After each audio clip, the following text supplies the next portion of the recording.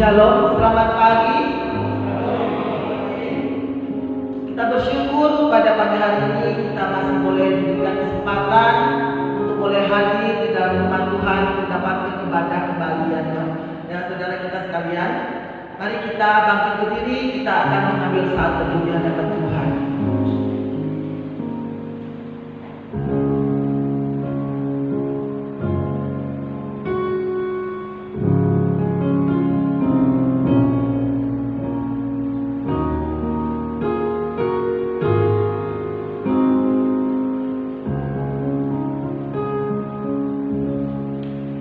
Ibadah kita dimulai di dalam nama Allah Bapa, Allah Putra, dan Allah Roh Kudus. Firman Tuhan, karena itu perhatikanlah dengan seksama bagaimana kamu hidup. Janganlah seperti orang bebal, tetapi seperti orang arif, dan pergunakanlah waktu yang ada, karena hari-hari ini adalah jahat. Saudara, kita masih diberikan kesempatan oleh Tuhan untuk menjalani kehidupan ini. Maka oleh karena itu kita harus berbuat baik, kita harus melayani Tuhan. Mari kita akan menaikkan pujian, hidup ini adalah kesempatan.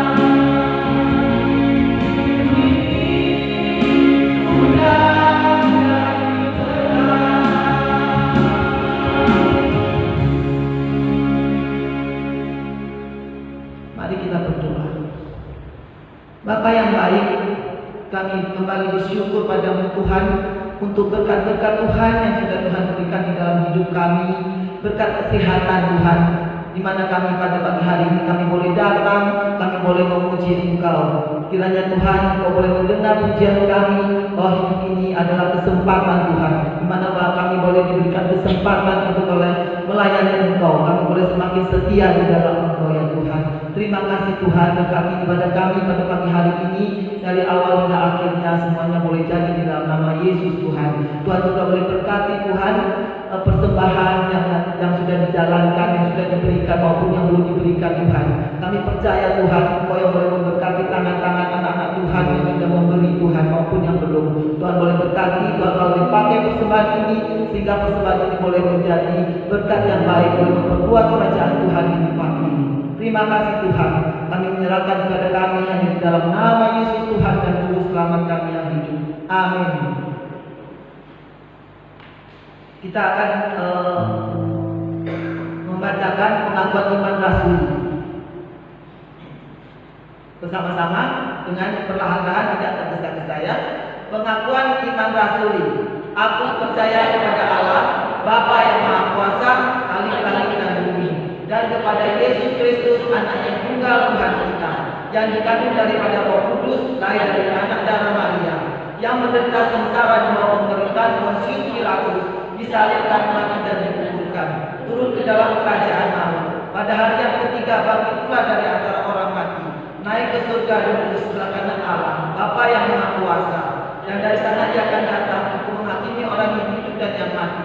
Aku percaya kepada Roh Kudus, gereja yang kudus dan am, persekutuan orang kudus, pengampunan dosa, kebangkitan daging, dan hidup yang kekal.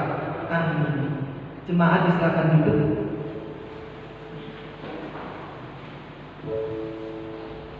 Saudara-saudara, kita tahu bahwa kita ini hanyalah manusia biasa. Kita tidak bisa berjalan sendiri. Kita perlu Tuhan untuk menyertai setiap langkah kita. Untuk itu mari kita naikkan pujian, Tuhan sertailah hamba. Kami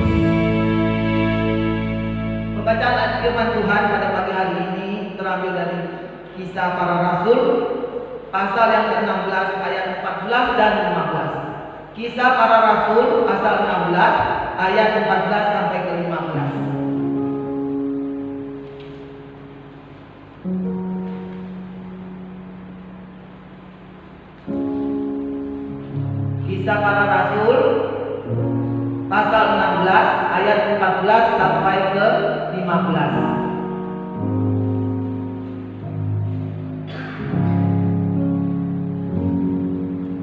Ya, kalau sudah membukanya kita akan membacakannya bersama-sama. Kisah Para Rasul pasal 16 ayat 14 dan 15. Seorang dari perempuan-perempuan itu yang bernama Lydia turut mendengarkan. Ia seorang penjual kain ungu dari kota Tiatira yang beribadah kepada Allah. Tuhan membuka hatinya sehingga ia memperhatikan apa yang dikatakan oleh Paulus. Sesudah ia dibaptis bersama-sama dengan seisi rumahnya, ia mengajak kami, katanya, jika kamu berpendapat bahwa aku sungguh-sungguh percaya kepada Tuhan, marilah menumpang di rumahku. Ia mendesak sampai kami menerimanya. Kita akan mempersiapkan hati kita. Kita akan menyambut firman Tuhan dengan memuji Tuhan kembali. Ku tak mau hidup percuma.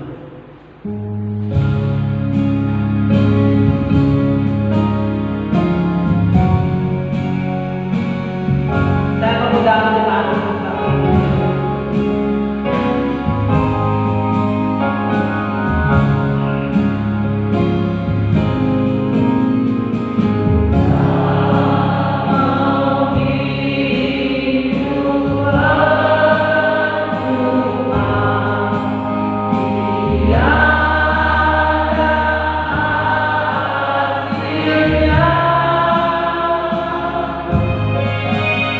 oh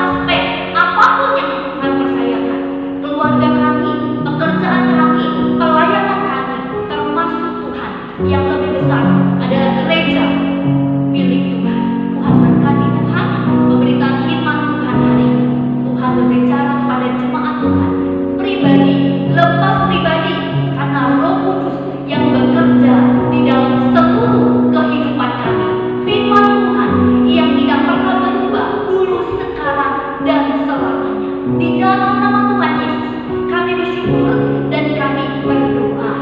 Amin. Silakan duduk kembali. Ya, selamat pagi jemaat Tuhan yang dikasihi dalam Tuhan Yesus Kristus. Ya, saya bersyukur ya. Hari ini saya bisa bertemu dengan jemaat Tuhan dalam keadaan sehat, dalam keadaan baik. Itu karena pertolongan Tuhan. Firman Tuhan hari ini kita akan bersama-sama membahas mengenai rumahku bagi pelayanan misi. Rumahku bagi pelayanan misi yang terambil di dalam Kisah Para Rasul pasal yang ke-16 ayat yang ke-13 sampai 15 dan 40. Mari bersama kita akan membaca firman Tuhan ini, Kisah Para Rasul pasal 16, 13 sampai 15 dan 40.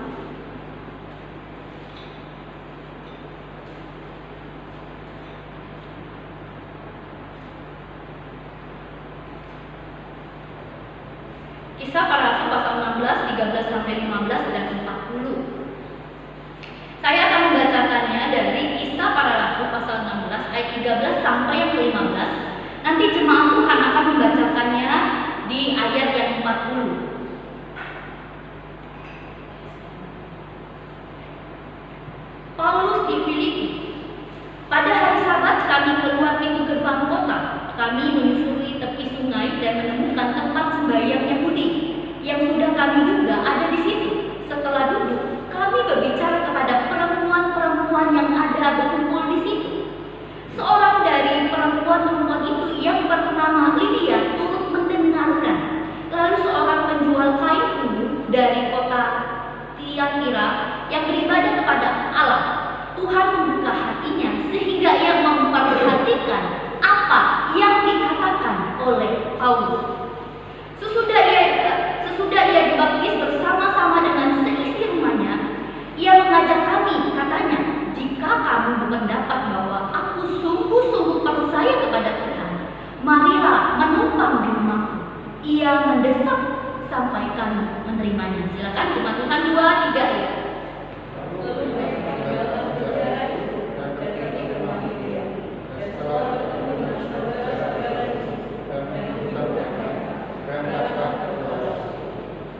Puji nama Tuhan. Jemaat Tuhan yang dikasih dalam Tuhan Yesus, setiap kehidupan kita, dimanapun kita berada, kita seringkali pasti harus mengambil keputusan. Ya, dari kita buka mata di pagi hari sampai kita menutup mata di malam hari, setiap kita diperhadapkan dengan sebuah keputusan. Nah, jemaat Tuhan dikasih dalam Tuhan, kalau kita bicara tentang keputusan, yang mana yang harus kita pilih? Ya, seandainya contoh keputusan kita mau tidur cepat atau tidur larut malam, keputusan kita mau bangun cepat atau masih tetap tidur. Jemaat Tuhan dikasih dalam Tuhan, di dalam segala keputusan setiap kita, jika kita salah mengambil keputusan, ada hal-hal yang harus kita tanggung. Ada penyesalan kalau kita salah mengambil keputusan. Penyesalan akan akibatkan keputusan, akan akibatkan penyesalan. Penyesalan itu bisa berbicara tentang penyesalan jangka pendek, waktunya pendek. Terus dimaksudkan penyesalan jangka panjang. Kita akan melihat penyesalan apa itu. Nah, jemaat Tuhan dikasih dalam Tuhan, penyesalan satu hari. Contohnya penyesalan satu hari adalah ketika ibu-ibu saudara sekalian memasak nasi. Tiba-tiba ibu-ibu sekalian memasak nasi, masukkan nasi, cuci, masukkan, terus dikasih air. Waktu jemaat Tuhan kasih air di dalamnya, airnya kebanyakan. Kira-kira nasinya jadi apa? Jadi beras? Jadi apa ibu-ibu? Jadi bubur. Penyesalan satu hari adalah ketika nasi sudah jadi bubur, kita akan makan nasi itu sepanjang hari. Kita akan makan nasi yang telah menjadi bubur sepanjang hari. Hanya hari itu saja. Ya, tidak hari berikutnya, bukan Bapak Ibu? Betul? Karena kita sudah pengalaman, oh ternyata banyak air. Pasti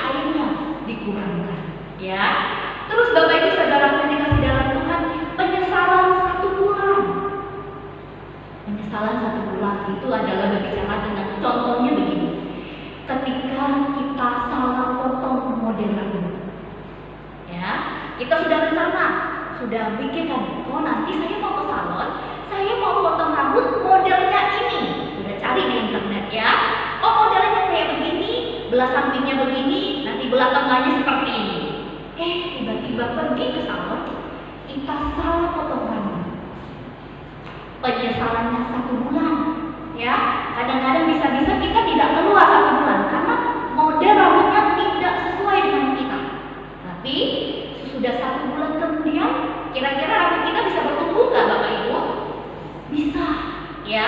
Pasti rambut kita bertumbuh 1 bulan penyesalan. Nah, Bapak Ibu saudaraku yang dikasih dalam Tuhan, ada yang namanya penyesalan 1 tahun.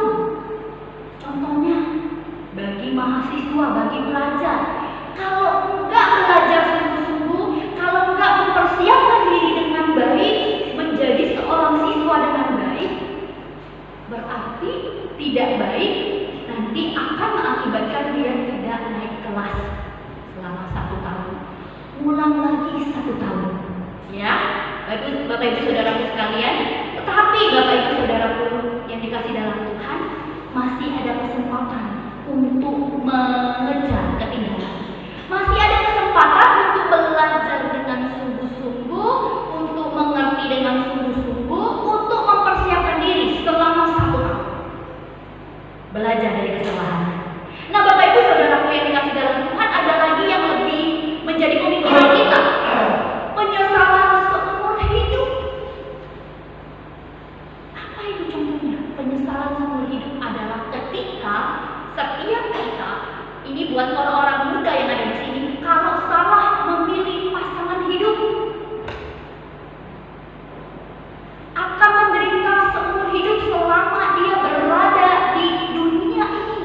Akan hidup bersama orang yang dia tidak kasihi, dengan orang yang merasa dia tidak nyaman selama berada di dunia ini, semasa hidupnya di dunia. Berarti hati-hati jemaat Tuhan yang memiliki anak ataupun anak-anak muda di tempat ini menjadi rambu-rambu bagi kita. Kalau kita nggak mau menyesal seumur hidup kita di dunia, artinya kita harus memikirkan pasangan hidup kita dengan baik, dengan bergumul kepada Tuhan. Nah, jemaat Tuhan yang dikasih dalam Tuhan, hal yang sangat-sangat menderita, hal yang sangat-sangat fatal ketika kita memilih juru selamat. Artinya penyesalan kekal. Artinya begini jemaat Tuhan, ketika kita salah memilih juru selamat, ada penyesalan kekal di dalam kehidupan kita. Jika kita salah menggantungkan harapan kita kepada Tuhan Yesus saja, artinya kalau kita mikir ada penyesalan selama-lamanya, yaitu kekal. Kita akan berpisah dari kasih Allah, kita akan berpisah dari kemuliaan Allah sampai selama-lamanya. Jemaat Tuhan yang dikasih dalam Tuhan, saya melihat bahwa hari ini ada salah satu tokoh anak Tuhan yang Tuhan percayakan bahwa seluruh kehidupannya hanya kepada Tuhan. Dia tidak mau memiliki penyesalan kekal, oleh karena itu dia memilih hidup memuliakan nama Tuhan, hidup menyenangkan Tuhan, hidup percaya kepada Tuhan. Siapa itu jemaat Tuhan? Hari ini kita akan belajar dari seorang tokoh, namanya Lydia. Lydia berasal dari kota Thyatira, tinggal di Filipi, yang bekerja sebagai penjual kain ungu, katanya teman-teman. Jemaat Tuhan dikasihi Tuhan Yesus Kristus, kalau kita bicara tentang penjual kain ungu, zaman itu orang-orang yang menjual kain ungu adalah orang-orang yang dianggap kaya. Nah, poin selanjutnya, orang kaya. Kenapa dianggap kaya jemaat Tuhan? Karena waktu itu kain ungu ini adalah kain yang mahal. Harganya sangat mahal. Kenapa mahal? Karena jemaat Tuhan dipakai oleh orang-orang bangsawan, dipakai oleh seorang raja. Orang-orang kelas bawah tidak akan pernah memakai kain ungu. Yang memakai kain ungu adalah orang-orang yang menjadi seorang raja. Artinya kalau orang-orang menjadi seorang raja pasti harganya mahal. Orang-orang di bawah tidak akan mampu membeli kain ini. Selanjutnya jemaat Tuhan, dia adalah perempuan yang pertama kali percaya pada penginjilan yang Paulus lakukan di Filipi. Lydia adalah menjadi pribadi yang percaya kepada Tuhan pertama kali dalam perjalanan misi Paulus. Itu Lydia yang kita tahu. Kita bersyukur kalau Lydia memberi teladan bagi kita. Untuk apa jemaat Tuhan memilih juru selamat di dalam kehidupannya? Dia nggak mau menyesal di dalam kehidupannya. Dia memiliki juru selamat. Sekarang Lydia punya relasi yang dekat kepada Tuhan. Sekarang Lydia benar-benar hidup memuliakan nama Tuhan Yesus Kristus. Kalau begitu jemaat Tuhan yang dikasihi dalam Tuhan Yesus Kristus, apa kita akan melihat apa saja yang telah Lydia lakukan semasa kehidupannya? Apa yang Lydia sudah gumulkan semasa di dalam kehidupannya? Itu yang kita akan belajar. Apa yang telah dilakukan oleh Lydia? Jemaat Tuhan yang dikasih dalam Tuhan, apa yang telah dilakukan oleh Lydia? Kita akan merenungkannya. Yang pertama, Lydia menjadi seorang murid Kristus. Lydia telah menjadi seorang murid Kristus. Dari mana? Nah, jemaat Tuhan yang dikasih dalam Tuhan, yang pertama ada bagian yang mengatakan bahwa Lydia mendengar firman Tuhan. Jemaat Tuhan yang dikasih dalam Tuhan, pada waktu Paulus dan Silas datang di rumah ibadat bersama-sama perempuan-perempuan diceritakan, Lydia termasuk orang yang ada di sana. Lydia mendengarkan perkataan yang disampaikan oleh Paulus. Lydia mendengarkan, kalau kata mendengarkan, dia mendengarkan dengan sangat-sangat serius. Lydia bukan hanya menjadi pendengar, tapi dia mendengarkan dengan sangat-sangat baik, dengan sangat-sangat teliti, dengan sangat-sangat fokus. Dia bukan hanya duduk diam dengan pulang, tapi dia mendengarkan perkataan, memperhatikan dengan baik. Jemaat Tuhan dikasih dalam Tuhan, bukankah kalau kita nonton di televisi, kalau kita nonton kesukaan film kita, drama Korea atau film-film India yang ada di Antv, biasanya pasti saya percaya setiap kita mendengarkan dengan baik apa yang dikatakan oleh si pemain. Karena begini jemaat Tuhan, kalau kita nggak mendengarkan satu kalimat yang telah diucapkan, kita nggak akan ngerti alur ceritanya. Betul nggak jemaat Tuhan? Ya, pasti memperhatikan dengan baik. Nah, saya merasa bahwa Lydia pada waktu itu memperhatikan firman Tuhan yang disampaikan oleh Paulus dengan baik. Itu menjadi seorang murid. Selanjutnya, Bapak Ibu Saudaraku yang dikasihi dalam Tuhan, menjadi seorang murid adalah memberi diri untuk dibaptis, menyatakan imannya. Lydia bukan hanya percaya, Lydia bukan hanya mendengarkan pada waktu itu, ada aksi yang dia lakukan, dia memberi diri untuk dibaptis, menyatakan imannya di hadapan Tuhan, menyatakan imannya di hadapan semua orang yang ada di sana. Jemaat Tuhan dikasih dalam Tuhan. Ketika Lydia sudah dibaptis, Lydia bukan hanya diam, oke, saya sudah terima Tuhan, saya sudah hidup relasi baik sama Tuhan. Tidak sampai di sana jemaat Tuhan. Ternyata jemaat Tuhan dikasih dalam Tuhan membawa anggota keluarga. Aksi selanjutnya yang murid seorang Lydia menjadi seorang murid lakukan adalah membawa anggota keluarga untuk percaya Tuhan dan menyerahkan diri dibaptis. Dia bukan hanya memikirkan keselamatan dia saat ini, tapi dia juga memikirkan keselamatan anggota keluarganya. Orang-orang yang sangat dekat dengan dirinya, orang-orang yang setiap hari dia ketemui. Ini seorang murid saudara. Saudaraku yang dikasih dalam Tuhan,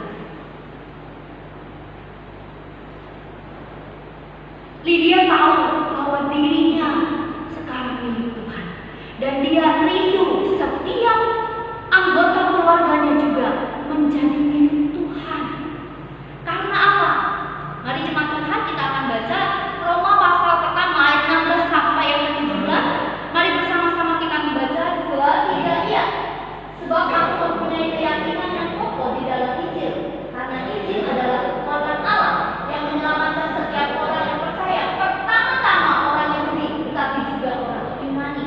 Sebab di dalamnya nyata kebenaran Allah yang bertolak dari iman dan memimpin kepada iman, seperti ada tertulis, orang benar akan hidup oleh iman.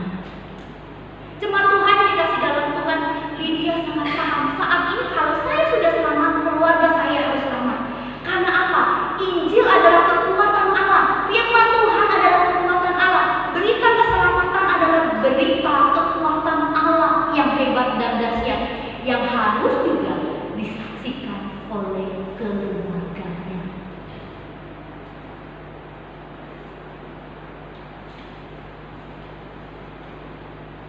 Jemaat Tuhan dikasih di dalam Tuhan Yesus Kristus. Mengenal Tuhan Yesus, belajar tentang Dia, mengikuti Dia, menjadi semakin serupa Dia. Berarti setiap kita mempercayakan hidup ini kepada Tuhan. Dan setiap kita menjalankan perintah Tuhan, membawa orang yang belum percaya ke hadapan Tuhan, mengenal kasih daripada Tuhan Yesus Kristus. Kita tidak mau hanya kita bangga, kita percaya kepada Tuhan, tetapi berbanggalah ketika setiap kita percaya dan sudah memperkenalkan juru selamat kepada orang lain. Jemaat Tuhan yang dikasihi Tuhan, bagaimana dengan kehidupan setiap kita? Kalau kita menjadi seorang murid Tuhan, murid Tuhan yang percaya Tuhan, apa yang kita lakukan? Apa yang telah kita buat selama hidup kita di dunia ini?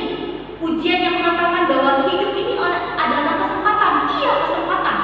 Tapi sadar nggak sadar, kita tidak menggunakan kesempatan itu dengan baik. Ini menjadi perenungan saya. Sadar nggak sadar Tuhan kasih kesempatan, tapi kita tidak gunakan kesempatan itu dengan baik. Apalagi jemaat Tuhan di masa-masa saat ini. Ini yang perlu kita renungkan. Kalau kita menjadi seorang murid, berarti kita juga memikirkan keselamatan keluarga kita yang ada. Sesudah itu keselamatan orang-orang yang ada di lingkungan pekerjaan kita. Itu yang dilakukan. Selanjutnya jemaat yang dikasih dalam Tuhan, yang kedua kita akan melihat bahwa apa yang telah dilakukan oleh Lydia.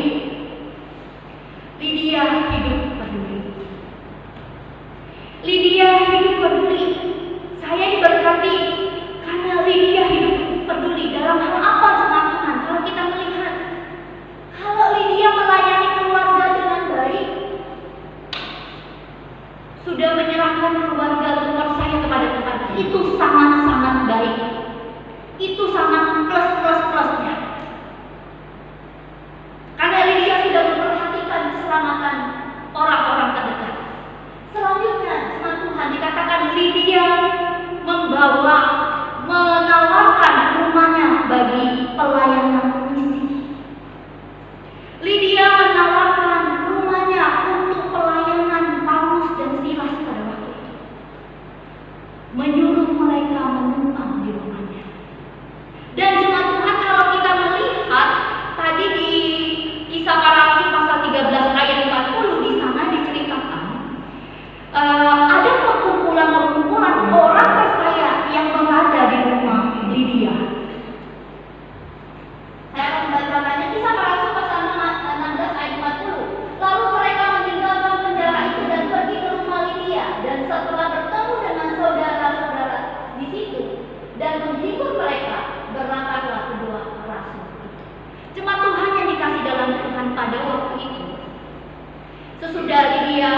sesudah Paulus dan Silas melayani Lydia dengan baik dan menginap di sana, sesudah itu Paulus dan Silas ini melakukan pelayanan, memberitakan kebenaran firman Tuhan di Filipi. Nah, jemaat Tuhan dikasih dalam Tuhan, tetapi pada waktu dia memberitakan firman Tuhan di sana, banyak orang-orang yang tidak senang dengan dia, banyak orang-orang yang tidak sepaham dengan dia. Singkat cerita, Paulus dan Silas dimasukkan ke dalam penjara. Sesudah dimasukkan di dalam penjara, Silas dan Paulus, yang mereka lakukan firman Tuhan katakan mereka berdoa memuji Tuhan dengan sungguh-sungguh. Sesudah mereka memuji Tuhan dengan sungguh-sungguh, tiba-tiba firman Tuhan katakan di ayat selanjutnya di sana terjadi gempa bumi. Terjadi gempa bumi yang sangat dahsyat ketika mereka berada di dalam penjara. Paulus dan Silas tiba-tiba tangannya yang diborgol, tangannya yang diikat, kakinya yang diikat itu terlepas. Jemaat Tuhan dikasih dalam Tuhan, waktu di penjara mereka pasti dijaga oleh kepala penjara. Ya, ketika dijaga oleh kepala penjara ini tahu bahwa pintu di penjara sudah terbuka, tangan dan kaki mereka sudah terbuka, sudah terlepas, berarti kemungkinan mereka akan pergi meninggalkan penjara. Tetapi firman Tuhan katakan Paulus dan Silas tetap di sana. Paulus dan Silas melayani kepala penjara dengan baik. Singkat cerita firman Tuhan katakan kepala penjara ini menyerahkan diri untuk percaya kepada Tuhan, menyerahkan diri untuk sungguh-sungguh menerima Tuhan Yesus, dan seisi rumahnya juga diselamatkan. Lihat jemaat Tuhan, kalau Lydia diselamatkan, kepala penjara juga diselamatkan, sama-sama seisi rumahnya diselamatkan Tuhan. Jemaat Tuhan dikasih dalam Tuhan, ketika sudah selesai, singkat cerita, Paulus dan Silas dilepaskan. Paulus dan Silas kembali melihat perkumpulan orang-orang yang ada di rumah Lydia. Ini ayatnya. Melihat orang-orang percaya berkumpul bersekutu bersama-sama. Kenapa Lydia menyerahkan rumahnya untuk persekutuan bersama-sama? Karena Lydia tahu tubuh Kristus, orang-orang percaya perlu bersekutu bersama-sama memuji Tuhan, perlu bersama-sama menguatkan, perlu bersama-sama hidup peduli di dalam satu persekutuan. Tubuh Kristus yang sungguh-sungguh terjalin dengan baik. Tubuh Kristus yang sungguh-sungguh saling hidup memberi diri dengan baik. Itu yang Lydia telah lakukan di dalam kehidupannya. Jemaat Tuhan dikasih Tuhan Yesus Kristus, bukankah kehidupan kita ini sekarang sangat dilihat oleh orang lain? Bukankah secara nyata orang lain memperhatikan hidup kita dengan sungguh-sungguh? Ada salah seorang anak Tuhan yang menulis satu renungan. Dia berkata seperti ini: cara kita memperlakukan orang lain menunjukkan kepada siapa kita percaya dan nilai apa yang kita anut. Cara kita memperlakukan orang lain menunjukkan kepada siapa kita percaya. Artinya begini jemaat Tuhan dikasih dalam Tuhan, kalau kita menyatakan diri kita adalah orang percaya dan murid Tuhan, kalau kita menunjukkan rasa peduli kita dengan baik, kalau kita menunjukkan rasa kasih Tuhan dengan baik, berarti kita menunjukkan siapa? Kristus itu sendiri. Tetapi jemaat Tuhan, ketika kita tidak berlaku peduli, kita tidak berlaku mengasihi orang dengan baik, kita berlaku jahat kepada orang lain, kita menghina orang lain, kita menggosipi orang lain, artinya kepada siapa kita percaya? Tanda tanya jemaat Tuhan. Nilai apa yang kita anut? Firman Tuhan atau nilai kebenaran orang-orang lain, atau kebenaran yang ada di sana orang-orang lain? Jemaat Tuhan dikasih dalam Tuhan, emang Allah kita adalah Allah yang dahsyat. Tuhan Yesus adalah Allah yang baik, yang mengasihi kita. Tetapi jemaat Tuhan, kalau kita jemaatnya, kita umatnya, kita adalah pribadi Allah yang mengasihi Tuhan dan menunjukkan kehebatan Tuhan lewat hidup kita, jangan harap orang lain akan lihat Tuhan. Ini yang saya renungkan jemaat Tuhan. Jangan harap orang lain berkata Tuhan Yesus sudah mati dan disalibkan bangkit bagi orang percaya juru selamat kita satu-satunya. Kalau kita nggak tunjukkan juru selamat itu dalam hidup kita, tidak akan terlihat.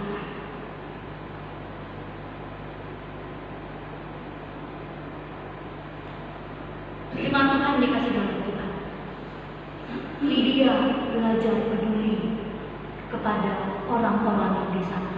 Lydia menyadari apa yang harus dilakukan seorang murid. Mungkin jemaat Tuhan berpikir, saat ini dalam masa-masa COVID, kita tidak akan membuka pintu rumah kita untuk kumpulan orang banyak. Ya, saya paham, saya tahu. Kita harus jaga jarak, kita harus menjaga diri kita. Iya, untuk saat ini memang tidak itu yang kita lakukan. Tetapi jemaat Tuhan dikasih dalam Tuhan, saya merasa ketika Lydia membuka pintu rumahnya, otomatis Lydia sudah buka pintu hatinya. Betul nggak jemaat Tuhan? Bisa nggak sih kita sudah buka pintu rumah kita, tapi kita nggak buka pintu hati kita untuk mengasihi orang lain? Bisa nggak jemaat Tuhan? Tidak, bukan?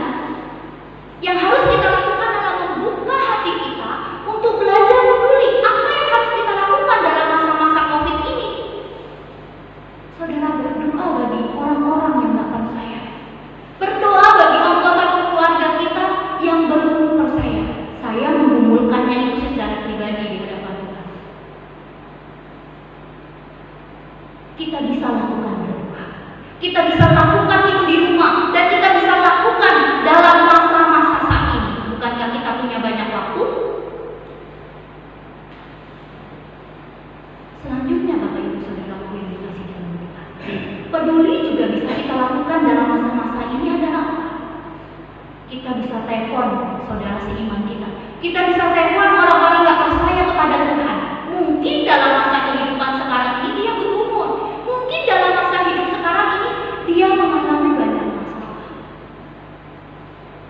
Kita bisa menghibur dia. Kita bisa membawa kasih Tuhan Yesus Kristus di dalam kehidupannya. Yang kita bisa sampaikan adalah kasih Tuhan, kebaikan Tuhan, dan kepedulian Tuhan.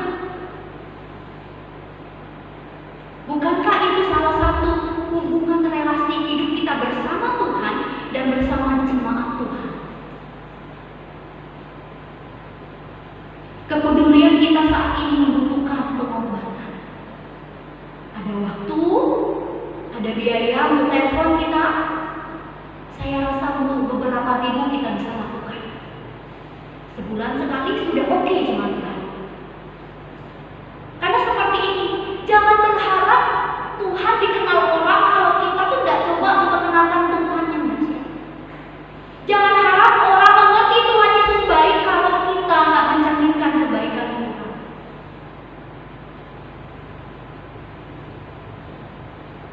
Ini yang harus kita lakukan. Ini yang coba kita harus pikirkan di bulan Agustus, kita belajar tentang misi Tuhan. Belajar tentang bagaimana gereja Tuhan memiliki misi Tuhan, menyelamatkan orang-orang untuk percaya Tuhan. Cuma itu. Kalau hidup ini adalah kesempatan jemaat Tuhan, mari bersama-sama kita lakukan.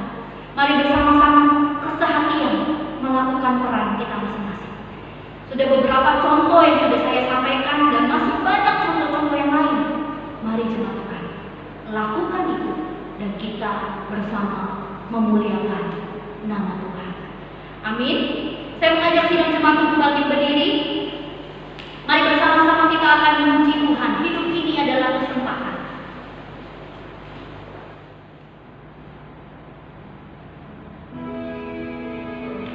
Thank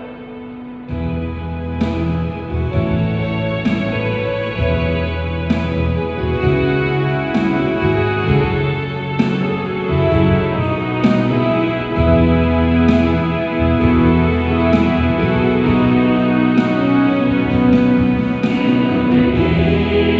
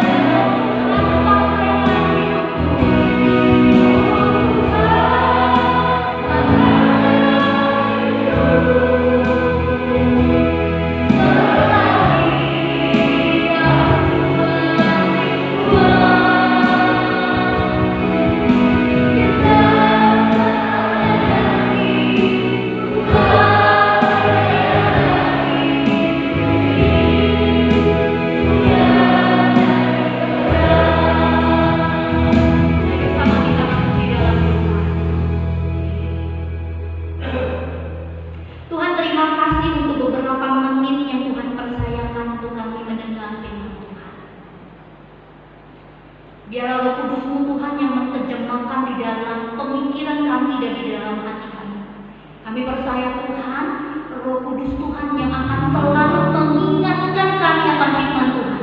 Kami seorang murid Tuhan yang harus menyampaikan kebenaran firman Tuhan dari rasa peduli kami kepada orang lain.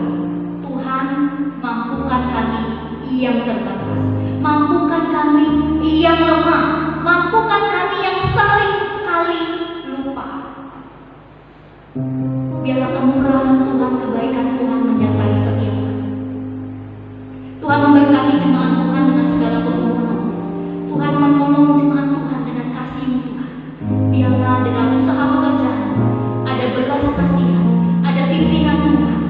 Bagi setiap anak-anak sekolah minggu, anak-anak remaja Tuhan yang masih studi, yang memulai studi mereka, biarlah Tuhan berkati supaya mereka tetap sehat dengan pimpinan penyertaan Tuhan. Bagi orang-orang tua yang Tuhan percayakan menjadi orang tua di dalam keluarga Kristen, berkati mereka supaya ada kasih Tuhan mengalir di dalam kehidupan setiap mereka. Ini doa kami Tuhan di dalam nama Tuhan Yesus.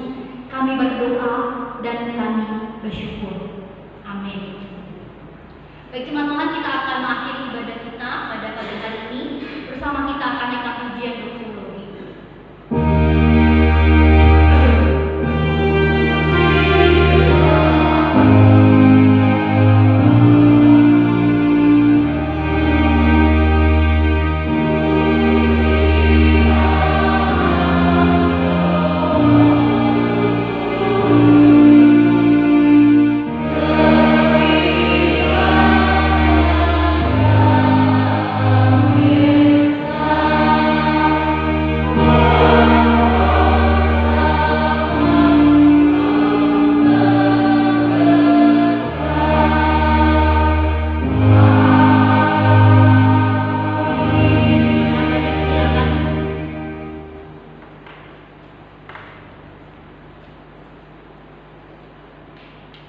Jemaat Tuhan yang terkasih, firman Tuhan sudah kita buka bagi kita sekalian. Mari arahkan hati dan pikiran kita kepada Tuhan dan terimalah berkat. Tuhan memberkati engkau dan melindungi engkau. Tuhan menyinari engkau dengan wajahnya dan memberi engkau kasih karunia. Tuhan menghadapkan wajahnya kepadamu dan memberi engkau damai sejahtera. Amin.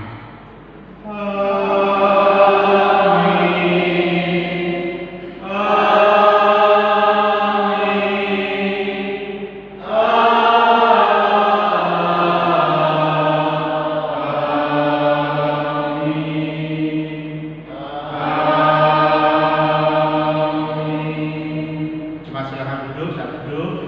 Ibadah selesai, selamat pagi dan Tuhan Yesus memberkati.